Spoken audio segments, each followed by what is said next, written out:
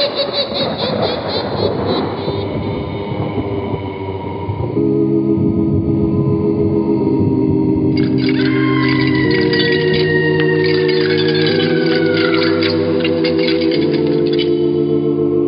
Mysterious Old Radio Listening Society podcast.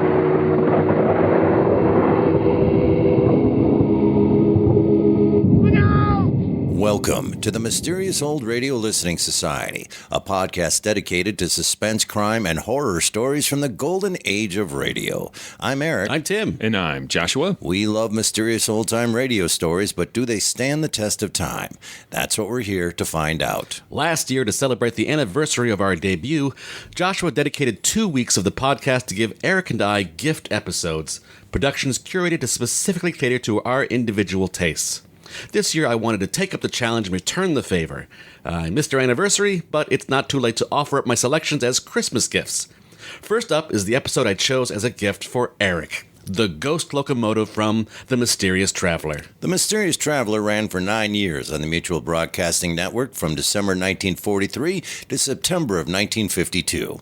The show is created, written, and directed by Robert Arthur and David Cogan. The duo utilized a variety of genres from episode to episode, including horror, crime, and science fiction. Listeners tuned in each week, never sure what kind of story the Mysterious Traveler would tell. The program opened with the mournful wail of a distant train whistle, followed by the sardonic voice of the mysterious traveler, who narrated each story as if he were speaking to a fellow passenger on the train.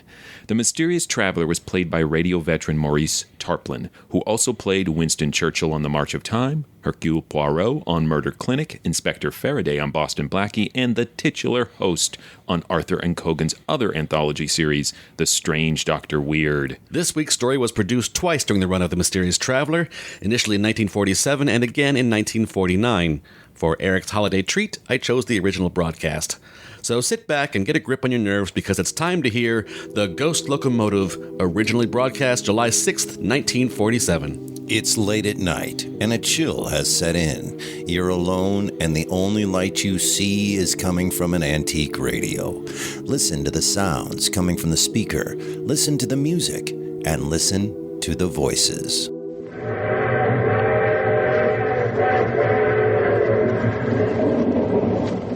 Mutual presents The Mysterious Traveler.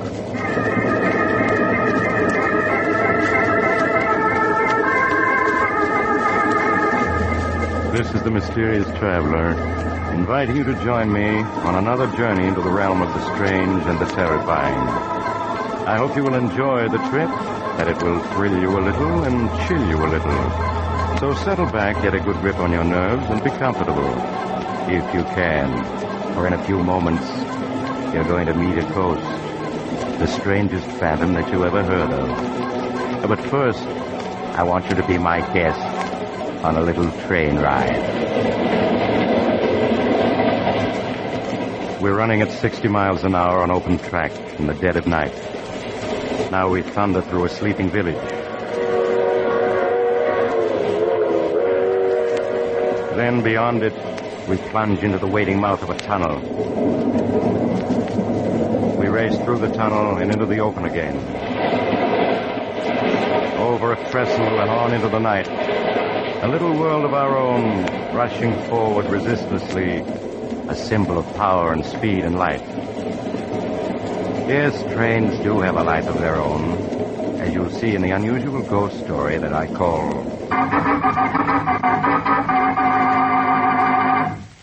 The Locomotive Ghost.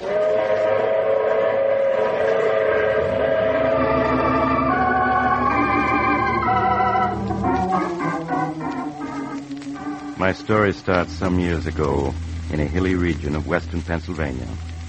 It's almost midnight, and two men laden down with several handbags are moving cautiously over the rough ground beneath a railroad trestle. They come to a spot beneath one end of it, and there in the darkness, they stop and turn on a flashlight. All right, we can sit down and rest now. Are you sure this is the right spot? Of course I'm sure. This is the loading spur that branches off at the mine entrance. Main line's over there, about 100 yards away. How long do you think we'll have to wait? 5 or 10 minutes. These mine trains don't run in a minute the way they do out in the main line. Suppose the money isn't on the mine train. They might have changed their plans. It'll be on it. Those miners are waiting for their pay, and the treasurer's bringing it himself.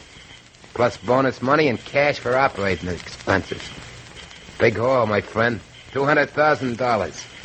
$200,000? That's a lot of dough, but... But what? You getting cold feet? No, of course not, but... Well, they'll be killed, won't they? The crew on the train? Forget it. I thought you were turning soft on me now after I spilled the whole plan to you. No, Joe, I'm not turning soft. Joe. What is it? Thought I heard a noise then. Over there. It's just your imagination. No, you're right. Somebody's coming. Keep the light steady. I got my gun handy. Who could it be? It's probably just a bum. They often sleep under this trestle. All right, you step where you are. Only me, boys. Just old Boomer. Who? Old Boomer, that's all. Looking for a place to bunk. Howdy, boys. It's okay, Tom. I heard of this guy. So you're old Boomer, huh? The one they call the king of the bums? Not the king, son. Just the travelingest one of them all. 50 years I've been riding the rods, and I guess I've covered 1,000,000 miles of track. Mind if I sit down here? Got kind of ache in my bones. Sit down if you want to. Thanks, son. Say, you fellas ain't bums. You're dressed too good. Never mind about us. Curiosity ain't healthy. Old Boomer never fights with anybody. Live and let live's his motto. Listen, here comes number 25. It's a mighty fine train, 25. Got a 16-wheel Mikado engine, can pull 20 cars a day on a level track. She's 50 seconds late tonight. Do you know every train on the tracks? Pretty near, son, pretty near. I ain't rode 'em all. I rode 'em all, from the Lackawanna to the Santa Fe. There ain't much about trains I don't know. Say, you fellas wouldn't have a little nip handy to take the chill out of an old man's bones. No, we ain't got a little nip handy. Sure, son. There's no harm in asking. There's the 25 passing Minesville now. Ain't that whistle far off in the night a sweet, mournful sound, though? Yeah, it is kind of mournful. Sounds far off and ghostly, don't it? Well, sometimes it is a ghost you hear, not a real train at all. What are you talking about? I'm just saying that sometimes when you hear a train whistling far off and mournful in the night, it ain't a real train at all. It's a ghost train. Ghost train? It's a lot of hooey. You just think so because you're young and don't know better. But old Boomer can tell you. There's ghost trains and plenty of them. They're the ghosts of trains that died in wrecks. Anything as live as a train is bound to have a ghost live on after. All right, can the chatter. You're hurting my ears. Well, let him talk, Joe. It helps pass the time. All right, but if you ask me, you're spotting a lot of bushwhack. Go on, Boomer. What were you saying about trains having ghosts? Well, I've seen them many a time. They're running the tracks with all lights out, going faster than the wind. Not a sound coming from them. I've seen the Heavenly Express, too, a couple times. What's the Heavenly Express? It's a special train, son. It's on the Earth to Heaven run. Travels 1,000,000 miles a minute when it gets up speed. Takes the souls of railroad men from this world to the next. It always passes by when a wreck's gonna happen. That's enough talk. I'm sick of listening to you. All right, son. You don't believe me, but I know what I know. Glory be. I hear it coming. I hear it coming now. Hear what coming? The Heavenly Express. It's coming down this track. Listen. I don't hear anything. There's nothing to hear. Passing right by overhead. Now it's slower. It's gonna stop. It's never stopped before. That means the wreck's gonna be here. Joe, he knows. That's it. That's what you're here for. You're gonna wreck that mine train. Hear that, old man? That's a mine train turning into this spur. You're right, we're gonna wreck it. No, you can't. You mustn't. But before we do, we gotta take care of you. And this is how we're gonna do it. You shot him. I guess the Heavenly Express stopped for me, too. I sure hope so. But you fellas, it'll punish you. It'll follow you. Sure as I'm laying here. Who'll follow us? What are you talking about? The Judgment Special. It punishes fellas that wreck trains on purpose. It runs any place has tracks. And it follows them until it gets them. One way or another. Because murdering a train is like murdering a man. You got to pay for it. And you'll pay for it. You think I'm crazy, but you'll see. You'll see. Yeah, that shut him up. Crazy old coot. I wish you hadn't killed him, Joe. Don't be a sap. Couldn't let him live to tell what he knew, could I? No, of course not. Listen.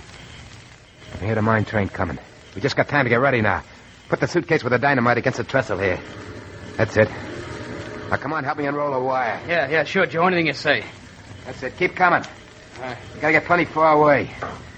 Hear the train now? Yeah, I hear it. I can see the headlight, too. Look how bright it is. Okay, this is far enough. Take me just a second to hitch up the detonator. There, that's... Now we're all ready. It's on the trestle now. Almost halfway across. What's the matter? You sound shaky. Listen, Tom, you're in this now, and it's too late to back out, you hear? Yeah, I know. It's almost across. All right, then I'll close the detonator. Now, there she goes.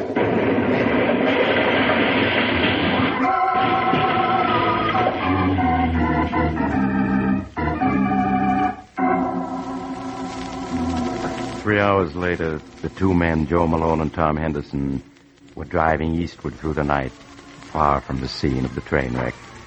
Between them on the seat was a large handbag, and Joe Malone at the wheel patted it lovingly. $200,000. Ha!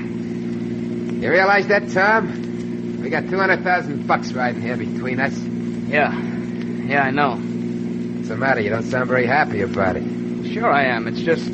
Just what? Well, I can't help remembering the crash when the mine train went into the ravine. The way the whistle kept screaming, just like the locomotive was something alive that was being killed. Oh, for Pete's sake, the whistle valve got stuck when the engine crashed, that's all. Sure, I know that, only... Well, I just can't help remembering it. Joe, the crew were all killed, weren't they? Suppose they were. What do you care? You're as nervous as an old woman. Should never have rung you in on this job. I'm all right, really I am, Joe. Listen, what are you going to do with your 100,000? I'm heading for the big town. Gonna have one swell time. Gonna buy new clothes, stay at the best hotel in town, till they cut loose. Meet me in New York, I'll show you a real time. Where are you going to stay? Mrs. Miller's boarding house. It's over on the west side. You can find it in the phone book. Uh-huh. I'm just staying there till I can buy some real classy duds. And I'm moving to Park Avenue. Always had a yen to live in Park Avenue. Now I'm going to see what it's like. Yeah, sounds all right. Maybe, Joe, look out, that train. What'd you do that for? Why'd you grab the brake? You stalled us right here in the middle of a railroad crossing. I had to, Joe. The train on the track there in front of us. We almost ran into it. What are you talking about? There wasn't any train on that track. But there was, running without lights and not making a sound. You're crazy. I tell you, there wasn't anything in sight, not even a hand car. But I saw it, Joe. Never heard of a train running without lights. That proved you're crazy. Oh, maybe it was an empty. But if I hadn't stopped the car, we'd have smashed into the side of it. Good mind to suck, you one. Now we're stalled on the railroad track, and the car won't start. I'll get out and push. Joe, look! A headlight! A real train this time, coming around the bend. It's about 200 yards off. Joe, it's gonna hit us. We gotta jump. Yeah, but this door won't open. It's stuck. Come on, out this side. Come on, I got the bag. Oh, my coat's caught in the car door. I'm stuck. Help me. I can't, Joe. Jump! Help me, Tom. Help me. Help!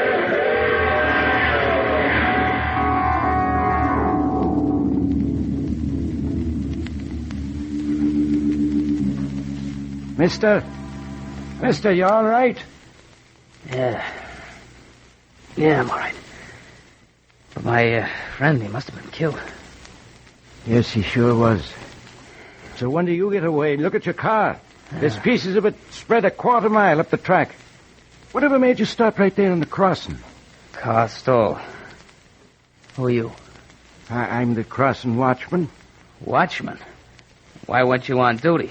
Why didn't you signal there was a train coming? Because I didn't know it, mister. That was the wrecking train taking doctors down to Mineville. It was unscheduled. Oh, I see. What about the other train, the one that went past going east just before the wrecking train hit us? Other train? Yeah. Well, no other train due through here till 6 a.m. this morning. I saw it, I tell you, traveling without lights. No train ever travels without lights. It's against the law. Say, are you drunk? No, I'm not. Where are you going? Listen, I got a report to make on this. You got to fill out a form. Forget it, I'm not interested. Getting away from here. I'm going to New York.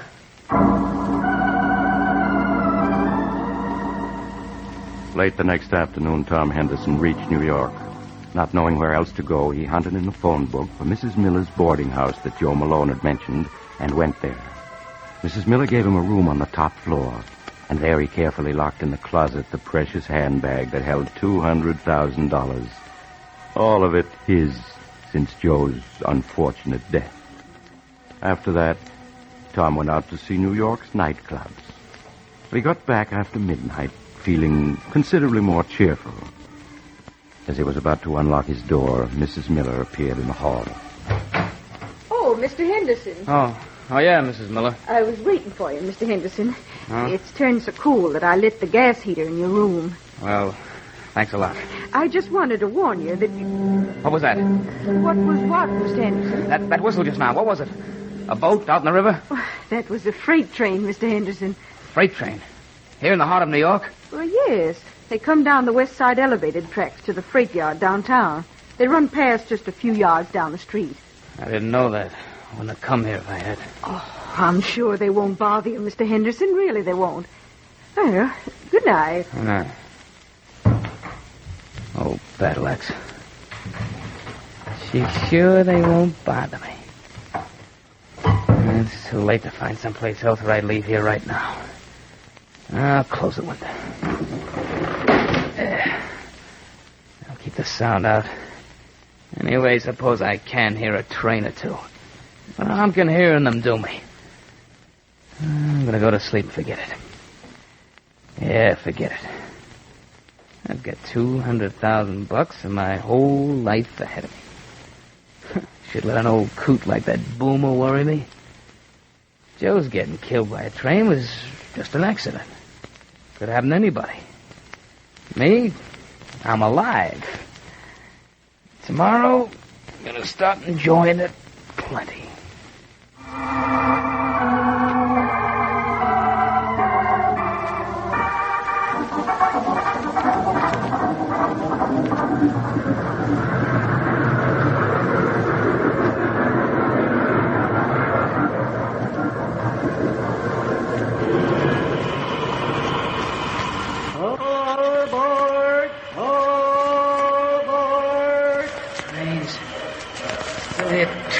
All aboard, son. We're leaving in 1/1,000,000th of a second, and we got to be on time. Boomer, it's you. That's right, son. You got to wake up and get aboard. We're pulling out. Well, I'm at a railroad station someplace, but everything's so misty I can't see much. No time for talking, son. Got to get aboard. Yeah, but I'm the only passenger, except for you and me, there isn't another soul in sight. And you're wearing a conductor's uniform. They promoted me. Now, come on, get aboard. I don't want to. I don't like trains. I don't want to go anyplace. Can't help it. This is a special trip just for you. And you got to be aboard. Come on now, up those steps.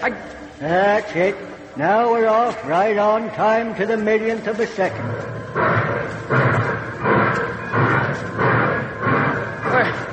Where are we going?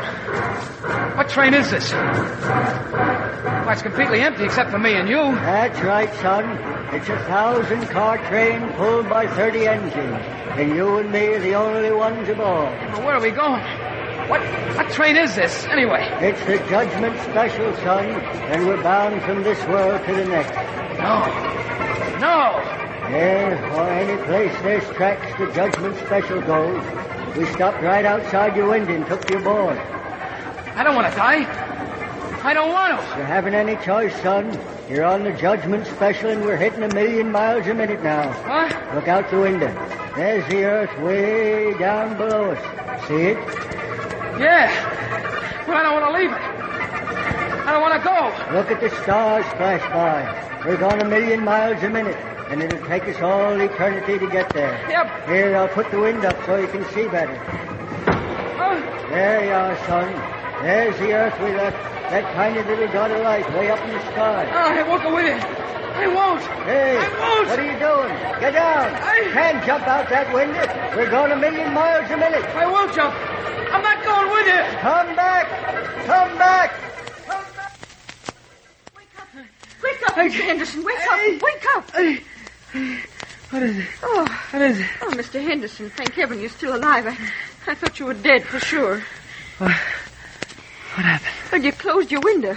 I meant to warn you that with the gas heater on, you must leave it open. Well, you almost suffocated in your sleep. I almost suffocated? Yes. If I hadn't heard you trying to get your breath and hurried in and opened your window, you'd have been dead now, for sure. The rest of the night Tom Henderson spent sitting on a bench in the nearest park, shivering at the nearness of his escape. The next day, he bought himself an expensive wardrobe. Then he checked into the biggest hotel on Park Avenue.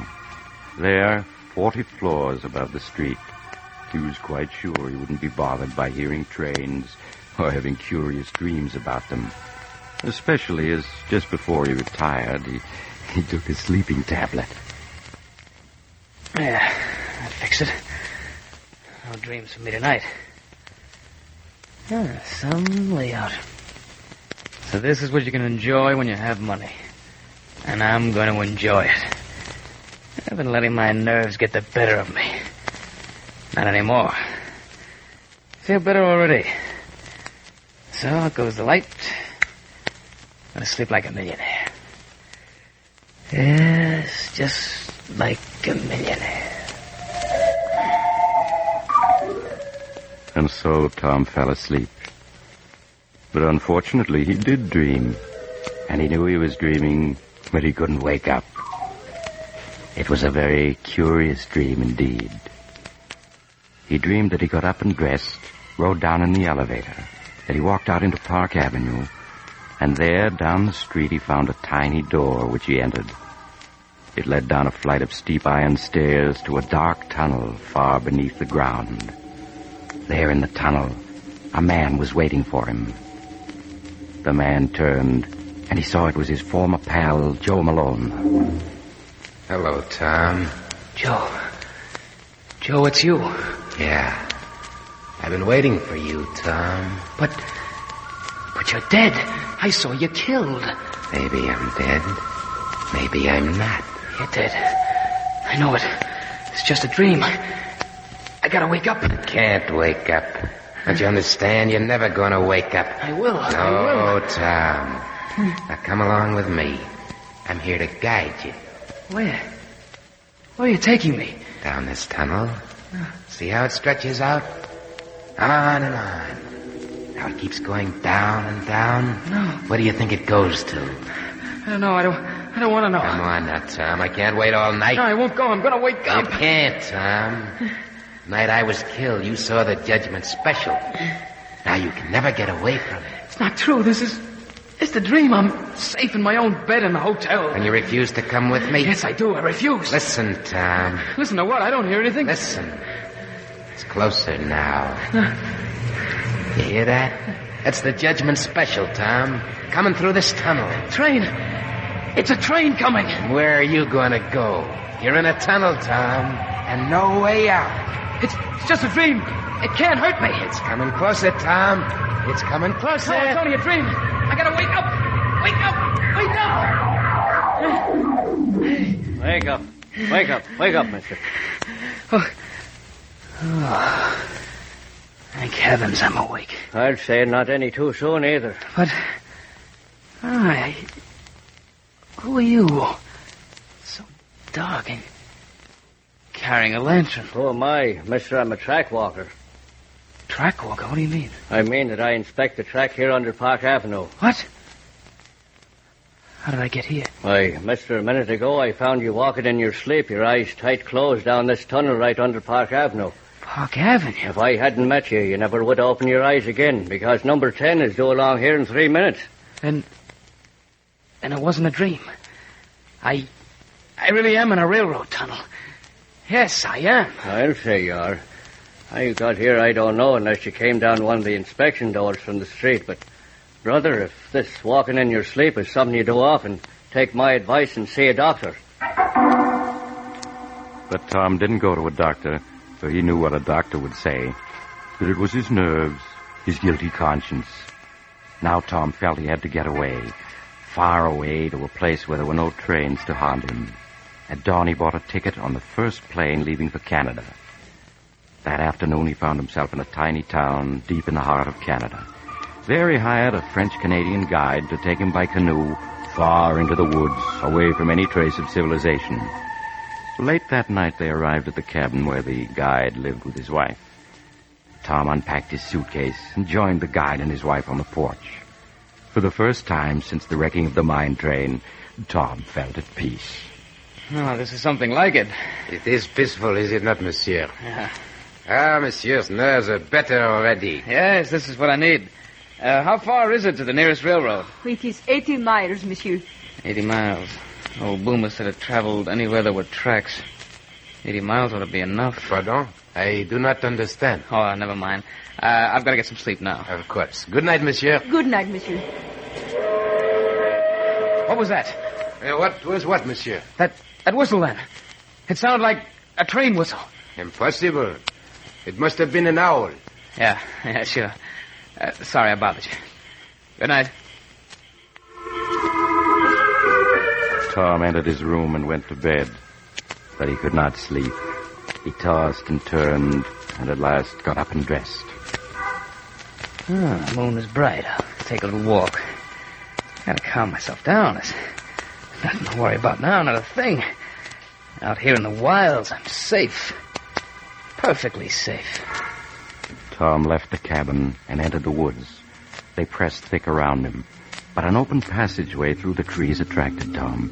He started down it, the moonlight illuminating his way. He paused and made a startling discovery. Why, I'm walking on old railroad ties. And there are tracks here, all rusted and loose. But the guide said there wasn't a railroad closer than 80 miles. He lied to me. He tricked me. A train. There's a train coming. It's coming toward me. There's a headlight. I gotta run. Run. Run.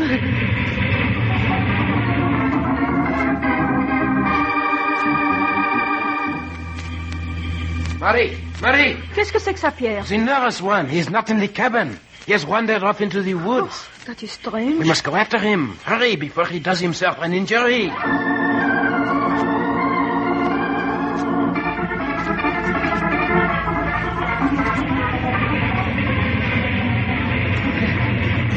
It's still behind me. Still following me. I can't run anymore. I can't go any further. I gotta stop.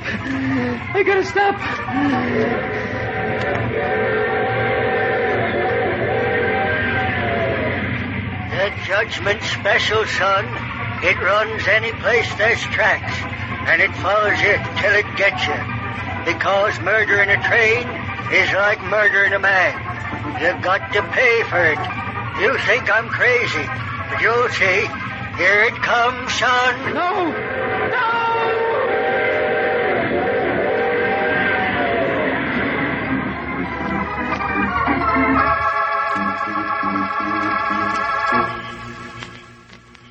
He cannot be far now, Marie. See his footprints. He was running for half a mile. He would do himself harm running so hard in his darkness. Look, Pierre. Voila. Yes, it is the nervous one. We have found him. He's lying face down. Wait, I will turn him over. Pierre, he lies so still. Has he done himself an injury? No, Marie. There is not a mark on him.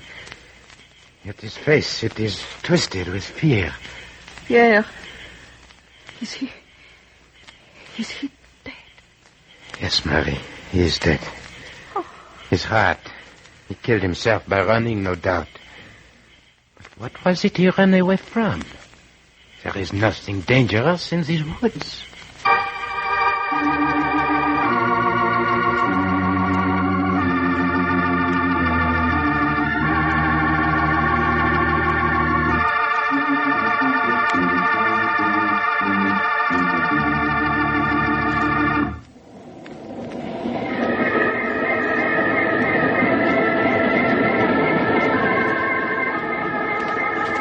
This is the mysterious traveler again. Poor Tom. the tracks he found himself on led to an abandoned logging camp. They hadn't been used in 20 years, and no train could possibly have run on them. Except a ghost train. But of course, none of us believes in ghosts, so we just have to accept the coroner's verdict, which was heart failure induced by overexertion. Just the same, if you ever see a train running without lights and going faster than the wind, don't be too sure it's only your imagination. And next time you hear a distant, mournful whistle in the night, you... Oh, all this talk about trains is making you nervous, and you have to get off here. I'm sorry. But I'm sure we'll meet again. Shall we say next week at the same time?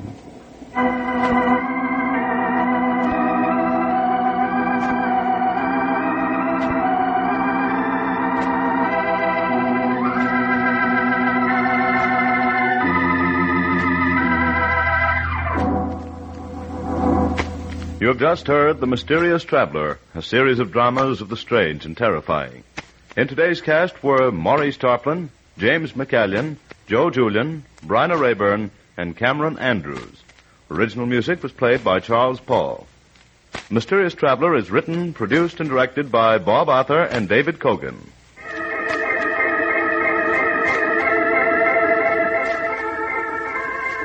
Listen next week to a tale titled The Man the Insects Hated. Another strange and shivery tale of the mysterious traveler.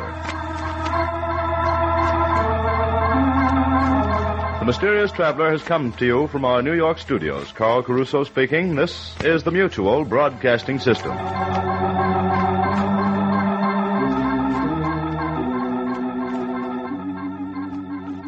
That was The Ghost Locomotive from The Mysterious Traveler here on the Mysterious Old Radio Listening Society podcast. Once again, I'm Eric. I'm Tim. And I'm Joshua. And that is a Christmas present to me from Tim. Yay. Thanks, Tim. Yay. Tim sent out, and Joshua's, your gift is next week. Is that correct? Yes. So Tim sends them, and great, this is my Christmas present. And I don't even look at like the MP3 title, right? I just hit play. Made the MP3 title Eric's Gift. Oh, good. So I didn't even read that. I don't read anything you guys send me. Good. So I hit play, and I'm like, oh, what did I get? Oh, Mysterious Traveler, which I'm already on board with. You'll laugh because I know exactly why you gave me this. Yes. I said, that's great because at the very least I get some train. If it's Mysterious Traveler, I get a little train.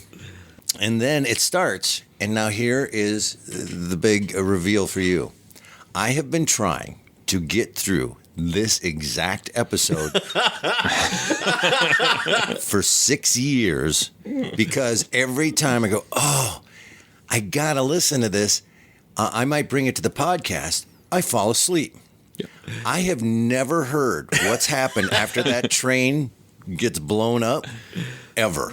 I start falling asleep when Boozer, Booger gets You're right shot. the first time. Boomer. That's his full name, Boomer Booger Buzzer. Well, he gets shot, right? He gets shot, and he does the longest death soliloquy ever. Yeah, they have to shoot him twice because he won't shut up. Right? He's like, wait, there's more exposition. And then I go, oh, stay awake. And I think the last thing in the 900 times I've tried, is I hear the train explosion. So I listened to the whole thing, for the first time. I got through the whole thing. And wow, that goes places I never guessed it was going to go. I didn't know we were going to end up in New York and the woods of Canada. I just thought that whole thing was going to take place out wherever they were with a bunch of hobos. I thought. Yeah, that's not an unreasonable guess. Now that we have this train explosion out of the way, let's get to the story. Right. It is strange, though, that the train explosion is the part that just finally puts you to sleep. Right. Soothing sounds of a natural disaster. Not natural disaster, but... I will say that thank you so much for my Christmas present because that was a lot of train. A whole lot of train sounds. The simple, I want a lot of train for Eric. I'm just looking for lots of... What's a lot of train? There was a whole lot of train in the this. The best part of the train sounds in here is the somewhat irregular opening that the Mysterious Traveler uses to narrate us through the life of a train. It's like a guided meditation specifically for Eric, focusing on old-time radio train sounds. And he talks about how they're vital and fast, and it gets a little sexual, though, moving through the opening mouth of the tunnel. And I was going to ask about that.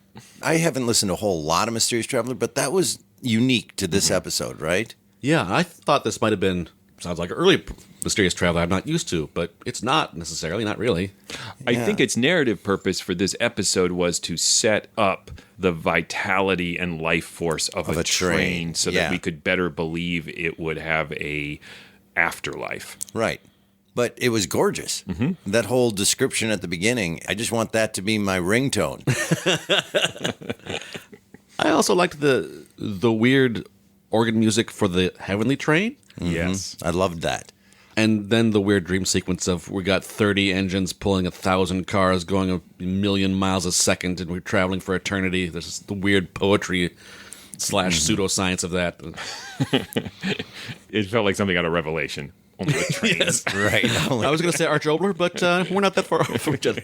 Right. Well, yeah, it was a lot like Bon Voyage again. It is a vehicle that takes you to your just rewards. Right. I think in general, the story is pretty run-of-the-mill. I've done something wrong, and there is supernatural retribution coming your way. I also think that you gave this to me because you know exactly that I love that simplicity. That I have been hoping to find some perfect action train storyline, and when I couldn't find the exact one I was looking for, it came down to, do I want, a straightforward story of trains, or to find something that plot-wise be more to your liking? And I want the trains. Yeah. Just want lots and lots of trains. But this also... I love it plot-wise because, I like complicated and I got to think and, that's thought-provoking. That's great. But there's also a lot of times could I just have something wash over me? There's a reason I watch Law and Order constantly. It's not so much that, wow, this is riveting. This is easy. Yeah, this is comforting. It's comforting. And so this plot line was predictable yet awesome. And I will say I did have a hard time at one point differentiating between the two men at the beginning, like who's who. So I didn't quite understand who had gotten killed, the go-get-him guy or the hesitant guy. It was the hesitant guy who lived. Right. Because, of course, he's the guy who had second thoughts, so he's the one who deserves torture. Right, exactly. It's a very Mysterious Traveler, sort of sadistic. That was going to be my point, is that's what I don't agree with. The go-get-him guy should be the guy that lives, so that hesitant guy can, thanks. Now I'm going to haunt you and your dreams and bring you to your death. So that was a weird choice. It was interesting that it's because the hesitant guy, I'm sure they have names. Nope. I think it's Tom, the One guy is who Tom. lived, and the other guy's Joe. Is whether he just believed in it more, was more in touch with it, is the one who saw the ghost train that caused him to stall out on the tracks. Right. So perhaps his guilt allowed him to see the punishment. Then the more? oblivious guy who did not see this train, Joe, we'll call him Joe, died because he supernaturally his door wouldn't open and his coat got stuck on something. Or not supernaturally. Yes. That is the twist. That isn't much of a twist, but it is the twist of the story that after it's all over, you go backwards and go, okay, every one of these occurrences may have just happened naturally, and it has just been Tom's guilt that made him see and hear these things and dream these things, which is another reason to have the guy with a guilty conscience be the guy who lives, because that works with the twist. Yes. It also potentially makes him more of a sympathetic character. Like if he had died and Joe lived, then we wouldn't care much about what happened. I'm going to go spend all this money. Listen to me spend money. Listen to me spend money. I like that Tom puts on the Joe character eventually and goes, well, maybe Joe had the right idea. I'm just going to live it up. I'm going to stop feeling bad. I'm going to sleep like a millionaire, he says. And that doesn't work out for me. Yeah, it was also he didn't have a plan. He just takes Joe's plan of, I'm going to go to New York and do what Joe would have done. Yeah, I guess performance-wise, I thought it was okay, and plot-wise, it was just fine. Here's the deal. I'm just going to tell you. Had a lot of trains in it. That's the best part of this whole thing. It was fun to hear the actual characters within the story make the comments that we've made about the effect of a train whistle. Because Boomer comes out and says, "Oh, you hear that? It's just this mournful sound of a train whistle. There's nothing like it, boys." I was like, Boomer is Eric. Yes. You've seen Eric's future. He's going to be killed under a train bridge. I would love to be a hobo. But not just a hobo, king of the hobos. So much so that they knew him on sight. Yeah. Also, apparently, conductor of the Exposition Express. The guy could talk. They had to kill him twice. Yeah. I do like the idea that we have ghost trains, we have the Heavenly Express, we have the Judgment Special. There is this entire pantheon of supernatural locomotives that all have jobs. I am totally on board with the idea that the iron rails are the circulatory system of the nation, and it is a spiritual ley lines kind of thing. I'm in tune with it. Yeah, there's like an agnostic caboose that just hangs onto the back. It's like, I'm not sure about any of this, but okay. I wonder if there really is a dog. Dyslexic caboose. That's funnier in my head. I like funny by the second. The idea also of him, okay, if I go to the middle of nowhere, right, and get away from it all, you find yourself rooting for him at that. But we all know he's not going to, though. The way this is structured, this is a downfall of this structure of how this story is told. There's nothing to make us believe that anything else is going to happen other than what happens. And we're just waiting for it to happen. Again, Brecht, right? We know they didn't tell us but at the beginning, but we know. And I wish, you know how much I love a twist. I just wish something would have happened like, I lived happily ever after in the North Woods. Within this structure is how the train eventually gets him. It's not a twist, but that's the surprise. And that's where it falters a little because it's disused railroad tracks. I mean, I don't know if it's like a moose driving a train because it's Canada. I don't know. I can't think of what the surprise would be, but I think that's where it faltered a little. Hold on. That's perfect. Is that a moose driving the train? And then mysterious traveler here. Or maybe a crossover. The Wendigo gets him after he's been worried about the train. No, you had it right. Don't move. The moose is driving the train. Please tell me that I got this right, that he died from scaring himself to death. Or the train ran him over. Took his soul. But the medical verdict was that a heart attack. He ran himself to death. But yeah, there is that game in the narrative of what counts as a train track. Subways count, clearly. Old abandoned mine things do. And it's not a complaint, you know? There's nothing about this that makes me go, I can't listen another second of this, right? Yeah. And there's nothing about it that makes me go, wow, brilliant. Again, it's just pablum. It's just super easy to listen to. Structurally, it works really well. Yes, that final death could have been more inventive, but we go from this terrible flop house where if you close the window you will suffocate from a gas leak to the height of luxury in Park Avenue, and both places he is almost killed, right. And then so he's tried the full spectrum of urban life, which leaves him nowhere else to go but the wilds of Canada. So structurally I think that's kind of nice. It's just missing the moose at the end. Driving a train.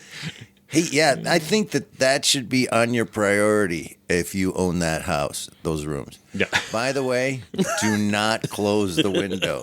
Oh, did I forget to tell you about the imminent death if you close your window? That really needs to be a string tied to her finger. It's just one of her nightly routines to check if the tenants are dead. How many has she lost because she forgot? The other funny bit was how the French Canadians could not remember Tom's name, so they just kept calling him the nervous one. Well, what do we call him? The hesitant one.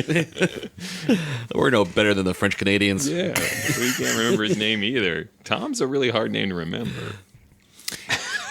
It is when it's generic like that.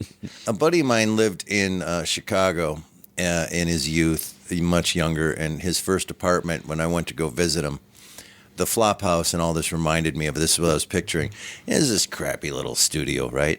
But his window, it literally was 10 feet from the L. And he was on the third floor, so and it went right by his window every 15 seconds or whatever that thing runs. And I look around and he goes, yeah, it's cheap. But I'm across from Wrigley Field. But I looked around and I said, yeah, nothing on the walls. He goes, oh, no, you can't keep nothing on the walls. You can't rattle off the walls. Because everything was on the floor because it took me about a day to realize nothing stays on the walls. I have the same problem with falling asleep to the sounds of trains or things like that. So if I were in that apartment, I'd be asleep all the time. Wake up and then 15 seconds later, go. Well, what other thoughts do we have on this, boys? Nothing? Trains. I like that the train screamed its death. I thought that was poetic and interesting and a nice take. And I also do like the idea of giving the train life and a soul. And I mean, it gets a little goofy. Like Joshua said, they all have jobs. Afterlife trains. They're like Smurfs. There's a handy train. Papa train. Yeah. Trainette. Cargo train. Is that train wearing a dress? Don't judge. No. Don't judge you. Looks good in a dress. Well, since it's my Christmas present, I'll vote first. All right. Thank you. Oh, Merry Christmas, Tim. Merry Christmas. I loved it for all of the reasons I stated before. It was easy and nice and fun and had a lot of train noises. The description of the train was worth listening to from the Traveler. So, yeah, you gave me a nice, warm, what do they call that? Like Norway and all the higgy? You getting higgy or something like that? It's a hickey? No, higgy. Someone out there. Tim just gave Eric a hickey. I'm so confused. Merry Christmas. It's a word during the winter months. It's a word that describes coziness, and it's called higgy. You look it up. Everybody look it up. And I don't know if I'm pronouncing it right, but that's what this feels like. You just gave me a nice little higgy. Little cozy radio. A little cozy radio. I'm going to look it up while you're voting. I'm going to probably be in the same boat there. This is not a classic. Does not have high aspirations of being a earth-shaking story, but it does higgy really well. You think I'm lying? Well, I will vote while Eric continues to look this up. I am.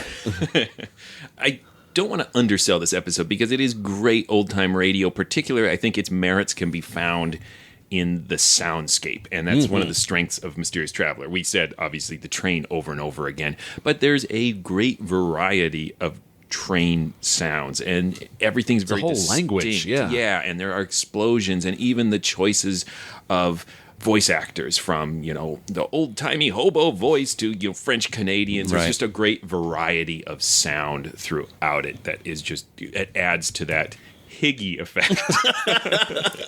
Hygge. It's pronounced. See if we can get this to play. Hygge.